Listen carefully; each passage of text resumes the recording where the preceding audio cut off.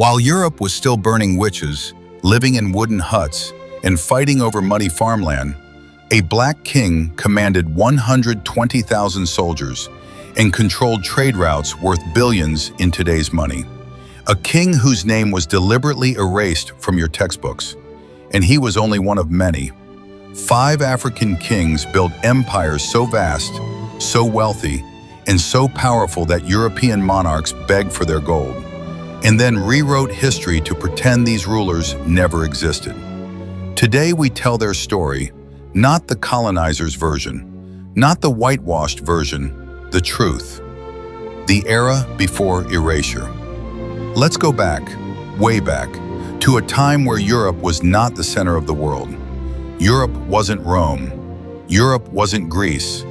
Europe wasn't enlightened. It was a scattered patchwork of tribes, petty kings, starvation, superstition, and endless war. Meanwhile, Africa had written languages, architectural wonders, universities older than Europe itself, empires stretching across deserts and rainforests, trade networks connecting Africa, Asia, and the Middle East, and rulers whose wealth and power shattered every myth of African inferiority. But the colonizers wrote a different story. They needed people to believe Africa was primitive. They needed people to believe blacks had no history, no culture, no greatness. Because you cannot justify enslaving a people if the world knows they built civilizations that dwarfed your own. So Europeans destroyed archives. They burned libraries. They melted golden statues to hide the evidence. They stole artifacts and hid them in private collections. They rewrote maps. And when they found ancient African cities too advanced to explain, they simply said, Africans couldn't have built this, must have been outsiders. But the truth survived, and today we bring it back, king by king. King 1, Menelik I, the dynasty that lasted 3,000 years. Long before the rise of Rome, before Athens became the birthplace of democracy, before Europe even had stone cities, Menelik I ruled a kingdom that stretched across Ethiopia and Yemen. Born of Keita, Queen of Sheba, and King Solomon, according to Ethiopian tradition, Menelik established the Solomonic dynasty, which ruled Ethiopia for 3,000 years. Let that settle in your mind. 3,000 years of one continuous African dynasty. Europe has never accomplished anything close. Under Menelik, Ethiopia controlled trade routes connecting Africa to Arabia and India. Gold, ivory, frankincense, and myrrh made the kingdom staggeringly wealthy. Diplomacy flourished. Ethiopia became a cultural and political superpower. So how did Europeans respond? They tried to erase him.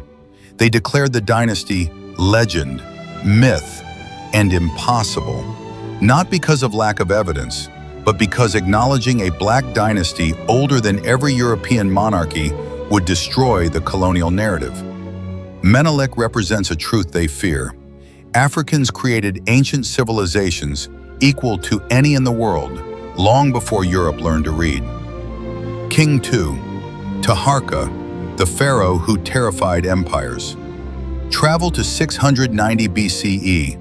Europe does not exist. Greece is still arguing about city-states. Rome is a baby. But in the Nile Valley, a black king named Taharqa rises from Nubia, modern-day Sudan, and becomes Pharaoh of Egypt. Taharqa commanded the wealth of the Nile, the armies of Egypt, the resources of Nubia, and influence stretching from the Mediterranean to Central Africa. He built temples, pyramids, irrigation systems, and monuments still standing today. He protected Jerusalem from the Assyrians, an event recorded in the Bible. His reign was so prosperous that even ancient Greek historians wrote about it in awe. So what did Europeans do? They destroyed his statues.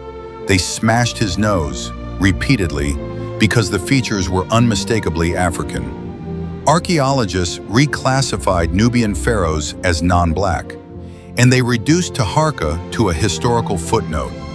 Why? because they could not let the world know that a black king once ruled one of the most powerful empires the world had ever seen. King 3, Sundiata Keita, the Lion King of Mali. Now moved to the 1200s. Europe is choking in disease, famine, and superstition. But West Africa? West Africa is thriving. A young boy, born disabled, rises to become a legend. His name? Sundiata Keita, founder of the Mali Empire. Under Sundiata, dozens of warring states were unified. Mali became a global center of trade and diplomacy. The empire stretched across modern-day Mali, Senegal, Gambia, Guinea, and Niger. Agriculture, architecture, and law flourished. He created the Kurukan Fuga, one of the world's oldest charters of human rights, centuries before Europe even understood what rights were. European scholars dismissed Sundiata as a fairy tale because his achievements contradicted their fantasy that Africa had no great rulers. But archaeology, oral history, and Arab records all confirm Sundiata was real, and he built one of the greatest empires in world history. King 4, Mansa Musa, the richest human being ever. Then came Mansa Musa, the king whose wealth broke global economies. His empire controlled half of the world's gold supply, vast salt mines, massive trade networks, universities, mosques, libraries, and schools. When Musa traveled to Mecca, he gave away so much gold that he caused inflation that lasted a decade. Arab historians called him the King of Kings. European maps drew him holding a golden orb, the symbol of ultimate wealth. But modern textbooks ignore him. Why? Because a black king being the richest person in recorded history destroys the racist myth of African poverty. Mansa Musa wasn't just wealthy, he was a builder, the architect of West Africa's golden age. King 5, Shaka Zulu, the general who changed warfare. Finally meet Shaka Zulu, the man who turned a small kingdom into a military powerhouse. Shaka revolutionized weapon design, military formations, battlefield psychology, training systems, state organization. He created disciplined regiments that Europeans feared. His army could move faster than any colonial force. He united dozens of clans into a cohesive nation. So how did colonizers respond? They demonized him, portrayed him as a savage, tyrant, barbarian, because they couldn't admit a black general outthought, outtrained, and outmaneuvered European armies. But historians now know Shaka Zulu was one of the greatest military thinkers in human history, period. The lie they told, and why Europe didn't discover Africa. Europe arrived centuries late to a continent already advanced, so they rewrote the story. They told the world Africans built nothing, invented nothing, ruled nothing, achieved nothing, were saved by colonizers. But the opposite is true.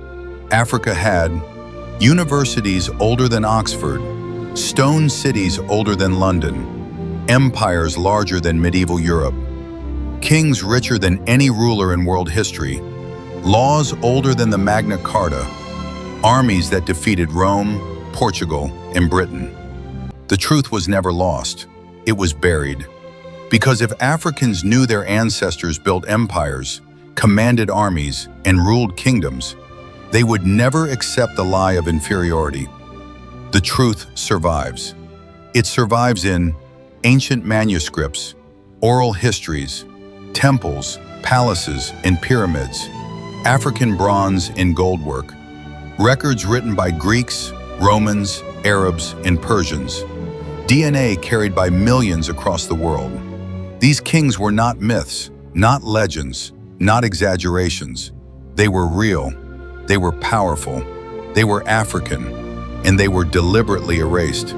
Menelik, Taharqa, Sundiata, Mansa Musa, Shaka, names that should echo around the world as loudly as Caesar, Alexander, and Napoleon.